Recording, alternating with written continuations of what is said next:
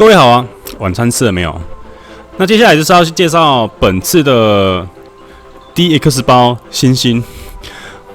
我感觉官方的美术设计好像有点变哦，他们现在连男生也给他捏得非常的巨细靡遗。我们看一下星星下面也是很大一包啊，天哪！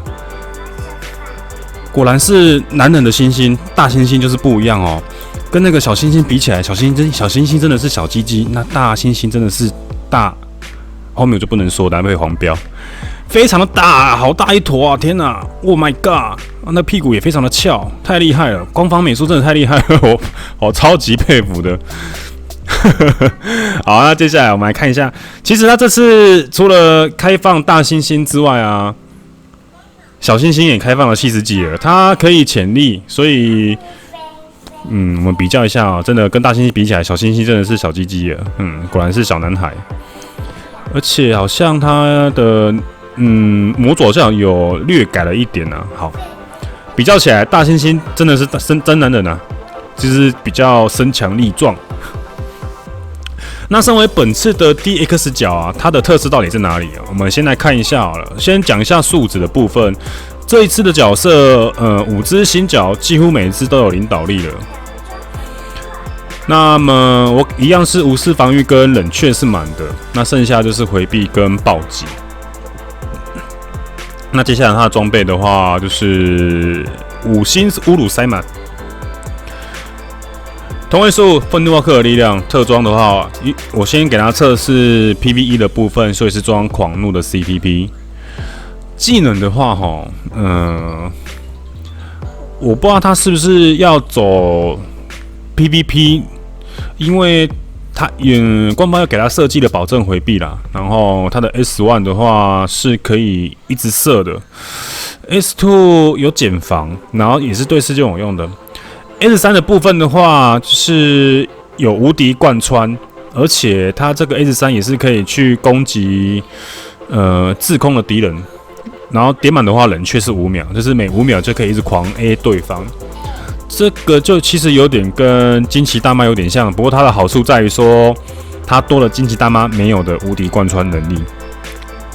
那 S4 的部分啊，有无敌5秒，然后锁攻加25%，以及40%的攻击几率失误。S5 的话，就是也是有减防，然后有昏迷3秒跟陷阱3秒，还有回血，跟锁攻锁防加30%，还有暴击加30%。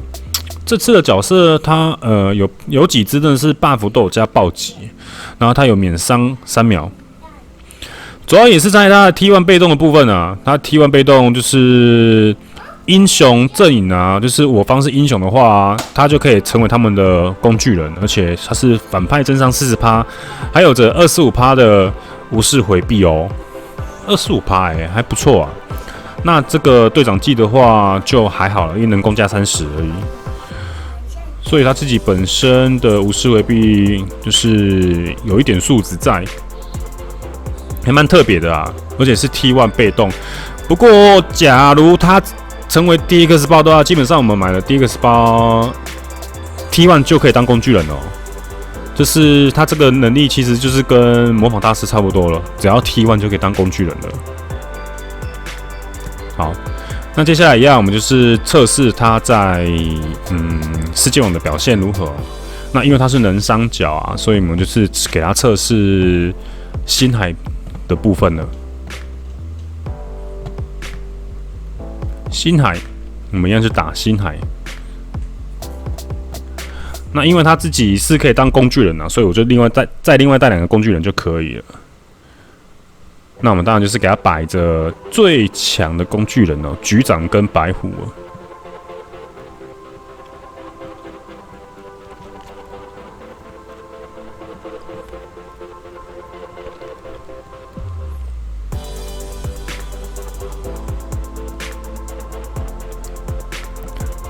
队长小帮手的部分呢，因为他自己的 S5 可以回血，所以就不用放反猛毒了。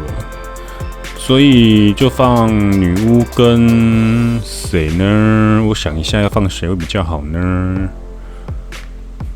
放咒术武器，那我们就试看看它在星海的部分会不会比星爵还要好？如果比星爵还要好，那么星爵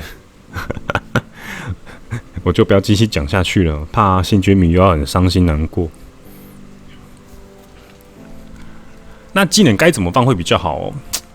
如果我是装狂怒的话，因为它的 S4 我测试过是没办法断的，它断了的话，它后面就没有那个防护罩大爆发了。就比如说像这样子，然后我们再放 S5，看起来还好嘿。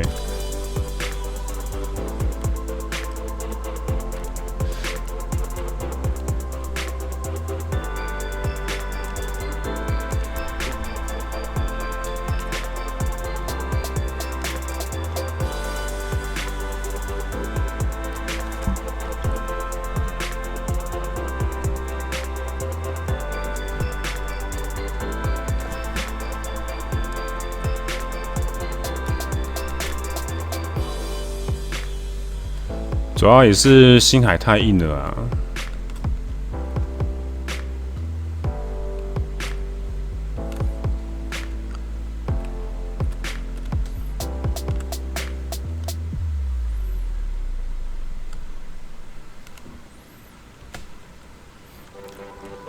那再加上说，因为星星他没有穿制服啊，所以他的素质的部分就暴击跟回避啊，没有趋近于全满啊。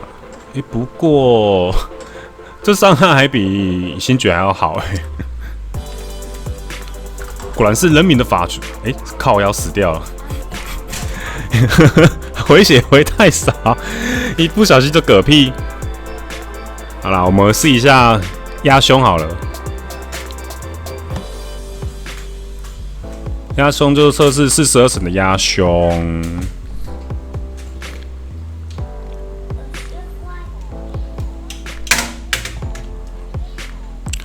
那小帮手的部分的话，因为他自己本身有无视回避，所以我就是给他摆这样子试看看的。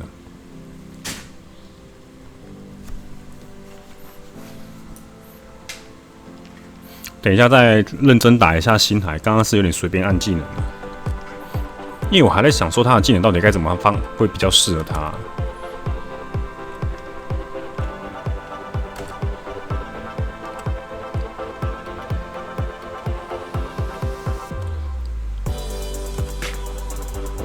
还蛮快的他的人民的法锤太强了，真的锤凶刃就快 GG 了。他成功的锤倒了凶刃这座高墙。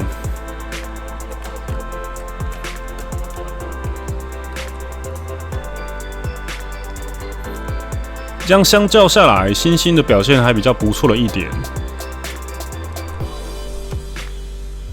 哇，好痛哦！天哪！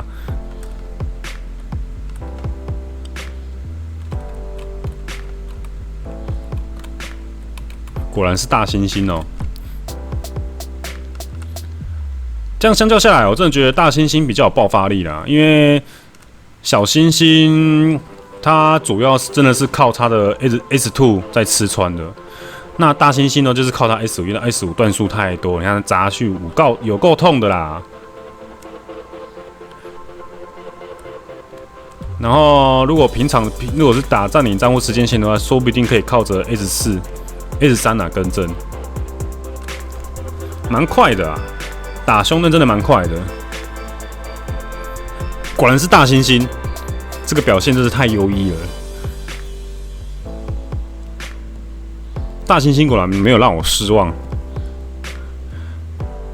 那再来就试看看在时间线的表现如何，但因为他的 S3 有贯穿无敌啊，所以我在想说，如果要打时间线的话，要用什么特装试看？给他用贪婪试看好了，反正没关系嘛。我们看一下贪婪能不能表现得不错一点。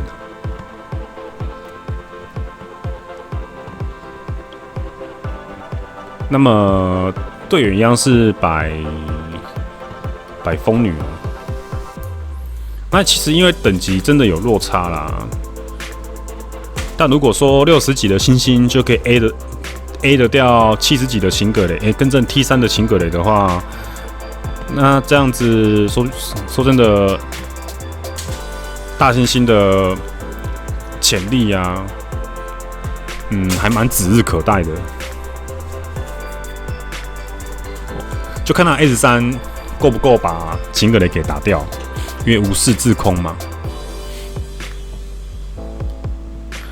因为我是怕说它像小猩猩一样，因为小猩猩的 S2 是有破防的效果，那么大猩猩的话，如果它 S3没有破防的效果的话，就不知道该怎么说。我们来试看看好了。好，人民的法锤，好威干，太屌了！人民的法锤，我操，好爽哦！这靠2招就够啦！天哪！好啦，不小心死掉，有点屌天哪！我们用看看别的 CDP 好了。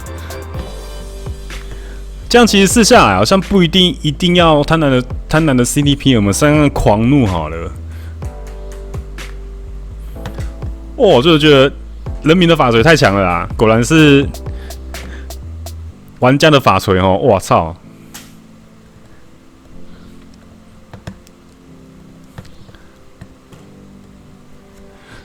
我真的觉得，如果他真的 DX 包只贩卖6600水晶的话，这个角色真的蛮值得买的，真的，他真的很有潜力。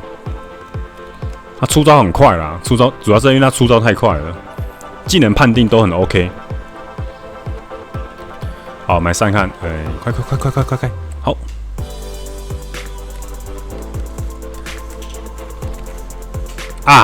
没办法，因为没有图免的话，真的被抓到真没办法。那我们再换回去有图免的特装好了，被抓到就是死掉。那么，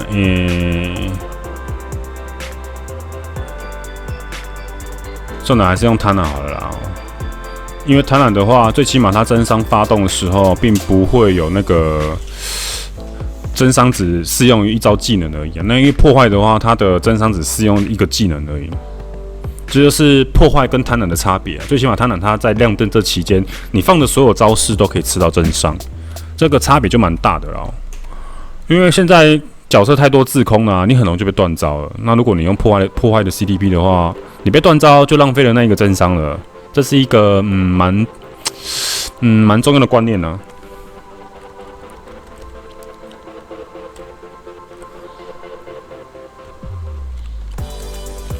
好，没办法了，因为这个秦葛雷会放 S5， 所以就被逮到了。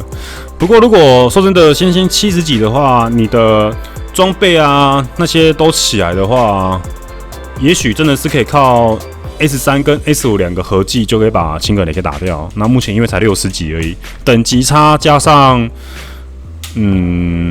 就等级差就差蛮多的了啦。因为等级差的话，你就会有那个回避的系数的差别了。好，讲到这样子，大猩猩真的不错啦，所以因为它感觉就是 PVE 跟 PVE 都适用，因为很明显嘛，它 S3 就可以给你做一个无视自空，那 S5 就可以做一个可以减防的，所以这角色的发展空间就还蛮大的了啦。好，而且下面有这么大包，好，好离题了，那就谢谢各位收看，喜欢我的影片记得订阅以及点点小铃铛，我是西游剑华岛，我们下部影片见，拜拜。